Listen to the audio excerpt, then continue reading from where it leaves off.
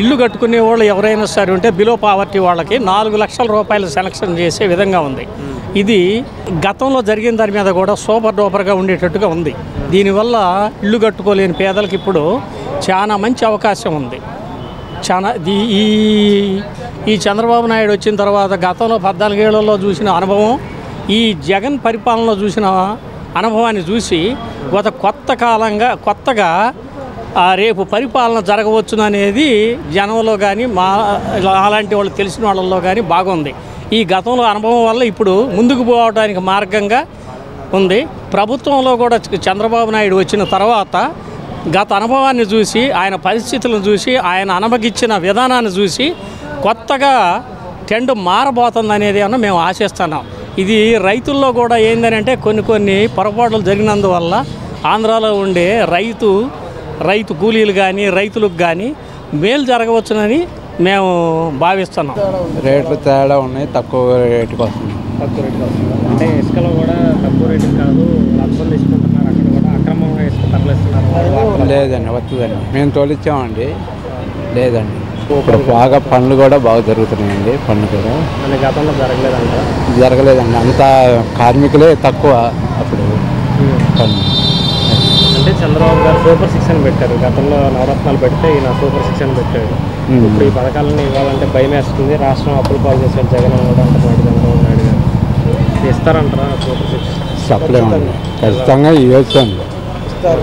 ఇంక జయంతరావుగానే సంపాదించి ఏదైనా చేసి ఇస్తారండి. అంటే అమరావతి కూడా 2 సంవత్సరాల్లో పూర్తి చేస్తామని చెప్పుకొచ్చారు. అయినా అయ్యే అవకాశం ఉందంటారా?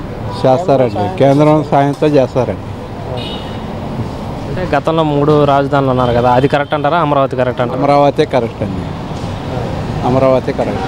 నిరుద్యోగులకు ఉద్యోగ కల్పన కూడా చేస్తామని కూడా చెప్పుకొచ్చారు చంద్రబాబు నాయుడు గారు. అది అమలు చేస్తారండి. అంటే గతంలో 18 సీట్లు ఉంటేనే ప్రతిపక్ష హోదా వస్తుందని చెప్పి జగన్ గారు అన్నారు. ఇప్పుడు 11 సీట్లు వచ్చినా కానీ ప్రతిపక్ష హోదా కల్పించండి అంటూ హైకోర్టుకి వెళ్ళారు. దాన్ని ఎలా చూడొచ్చు అంటారు? దాన్ని అసలు రాదండి, అది కష్టం అండి. అంటే ప్రతిపక్ష హోదా ఏమన్నా ఇచ్చే అవకాశం ఉందా? లేదండి, మార్చలేదు కండి. అంటే ఇప్పుడు తెలుగుదేశం పార్టీ అధికారంలోకి వచ్చిన తర్వాత సూపర్ 6 అని పెట్టారు కదా సార్. సూపర్ 6లో భాగంగా ఒకటి ఇసుక ఫ్రీ చేశారు. అది ఎలా ఉందంటారు? ఇప్పుడు ఇసుక ఫ్రీ చేయడం వల్ల అన్ని అందరికీ, ఇప్పుడు ప్రజలందరికీ దొరుకుతుంది. సామాన్యుడికి కూడా అందుబాటులోకి వస్తుంది. ఇప్పుడు మీలాంటి వాడు, నాలాంటి వాడు, చిన్న జీతగాళ్ళు, అలాంటి వాళ్ళు ఉద్యోగాలు చేసుకునే వాళ్ళు ఇల్లు ఇంతకుముందు ఇసుక కొనాలంటే ట్రక్ 8,000 దాకా ఉంది. ఇప్పుడు 3,000, 2,000, 3,200 అలా దొరుకుతుంది ఇంటికి. తక్కువ రేట్లో రావడం వల్ల మనకి ఇంటికి ఖర్చు మిగులుతుంది, అన్ని విధాలా ఉపయోగపడుతుంది. బిల్డర్లకు తాపీ పని, వాళ్ళకి తాపీ పని దొరుకుతుంది, ఎలక్ట్రీషియన్ పని దొరుకుతుంది, అన్ని ఉపాధి హామీ, రాడ్ బెండింగ్ వాళ్ళకి అన్ని విధాలా ఉపాధి హామీ దొరుకుతుంది. ఇసుక కొన్ని కొరత. కన్స్ట్రక్షన్ ఫీల్డ్లో ఒక ఇల్లు కట్టాలంటే జగన్ గారి ప్రభుత్వంలో ఒక చిన్న ఇంటి కట్టాలంటే 15 లక్షలు అయ్యేది. జగన్ అన్న ఇచ్చిన సెంటున్నర స్థలానికి 8.5-9 లక్షలు అవుతున్నాయి. సెంటున్నర ఇచ్చానని చెప్పారు కదా, దాంట్లోనే చాలా లాస్ పోయారు. జనాలు కట్టి దిబో అంటున్నారు, వాళ్ళ అప్పులు చేసి కట్టుకున్నారు. అదేవిధంగా చంద్రబాబు నాయుడు గారు పట్టణాల్లో అయితే 2.5 సెంటు, గ్రామాల్లో అయితే 3 సెంటు ఇళ్ల స్థలం ఇస్తాము లేని వాళ్ళకి అని చెప్పేసి అన్నారు. ఇది అమలు పరిచే అవకాశం ఉందంటారా? నిదానంగా అన్నీ చేస్తారండి. ఇప్పుడు ఆయన హామీ ఇచ్చారు అంటే, ఇప్పుడు ఒకటి చంద్రబాబు గారు కూడా చెప్పినది చేయగలిగితే మళ్ళీ నెక్స్ట్ ఇయర్ ఎలక్షన్లో ముందుకు వెళ్ళగలుగుతారు. లేదనుకోండి, ప్రజలు ఏ తీర్పిస్తారో మళ్ళీ వేచి చూడాల్సింది మనం ఎవరైనా సరే. వచ్చేత ఇసుక అంతకుముందు 2000 జగన్మోహన్ రెడ్డి పరిపాలన చూసాము. ఆయన ఇసుక దోపిడీ, మద్యపానం ఏ విధంగా దోసుకుంటూ వెళ్ళాడు. ఈ 2 దాకా ఎందుకు? ప్రతిపత్తుల్లో ఎంత ఇదిగా డబ్బులు దోసుకున్నారు, ఆ డబ్బులు తీసుకుని వెళ్ళి ఎంత ఇదిగా అక్రమంగా చేశారు. ఫర్ ఎగ్జాంపుల్ తిరుపతి దోసుకుంటాం అనేది. అదేవిధంగా చంద్రబాబు గారు సూపర్ 6 పెట్టారు కదా సార్, దానిపై మీకు నమ్మకం ఉందా? అన్నీ ఇస్తారని అమలు చేస్తారని నమ్మకం ఉందా? చేస్తాడండి, 100% చెయ్యాలి. అమలు చేస్తేనే టీడీపీకి, చంద్రబాబుకి, పవన్ కళ్యాణ్కి మరో ఇంకా 5 సంవత్సరాలు, ఇంకా ఈ 5 సంవత్సరాలు కాక ఇంకా పై వచ్చే 5 సంవత్సరాలు కూడా 10 సంవత్సరాలు కూడా వాళ్ళే ఉంటారు. ఈ సూపర్ 6 పథకాలు మాత్రం ఓకే అవుతాయి. అంటే ప్రజల్లో వ్యతిరేకత లేదు, చంద్రబాబు ఎక్కువ పథకాలు చెప్పారు కాబట్టి ఓట్లు అటు పడ్డాయని చెప్పి జగన్ గారు అంటారు. జగన్ గారి పైన వ్యతిరేకత లేదంటారా? అయితే ప్రజెంట్ 100% అయితే ప్రజెంట్ అయితే ఈ నెల రోజులు అయితే చంద్రబాబు మీద వ్యతిరేకత అయితే లేదు. ఇస్తున్నారు కదా, వచ్చి ఈ నెల 15వ తారీఖు నుంచి ఫ్రీ బస్ పథకం చెప్పారు కదా, అలా చెప్తే ఆటో కార్మికులకి ఏమన్నా భారం పడే అవకాశం ఉందంటారా? దాని గురించి అయితే ఏమంటారు? 100% ఆటో కార్మికులకి భారం పడే అవకాశం చాలా ఉందండి. 100% ఉచిత బస్సులు ఫ్రీ అనే కాకుండా రావడం ఆటో మీద పోలీసు వాళ్ళు, బైక్ ఇన్స్పెక్టర్లు పడిపోవడం కూడా అయింది.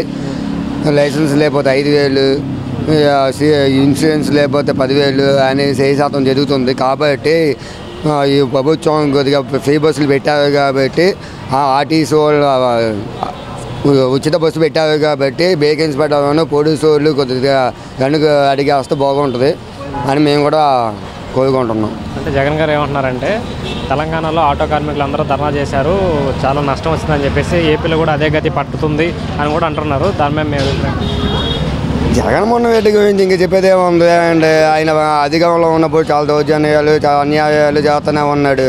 కాకపోతే ఆయన ఆటోలకి చేసిన మేలు ఒకటి ఏంటంటే 5 సంవత్సరాలు కేసులు ఆగకుండా పోలీసు వాళ్ళు కానీ వేకెన్సీ పెట్టాలి కానీ కేసులు రాయలా, అదొకటి మా మేలు జరిగింది. ఇంకా ఆయన ద్వారా మాకు మేలు జరిగింది లేదు, ఎవరికేం జరిగింది లేదు.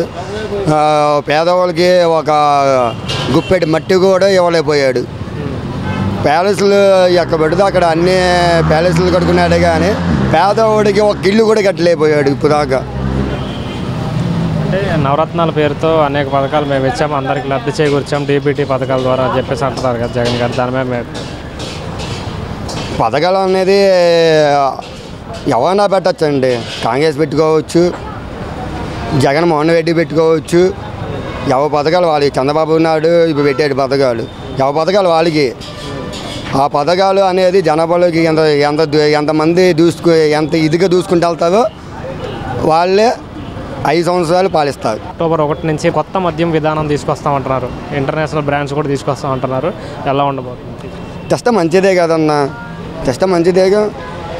ఎక్కడ అంతకుముందు జగన్మోహన్ రెడ్డి మద్య నిషేధం అన్నాడు. మద్య నిషేధం ఎక్కడైంది? ఎక్కడ ఎలాగ అవ్వదు.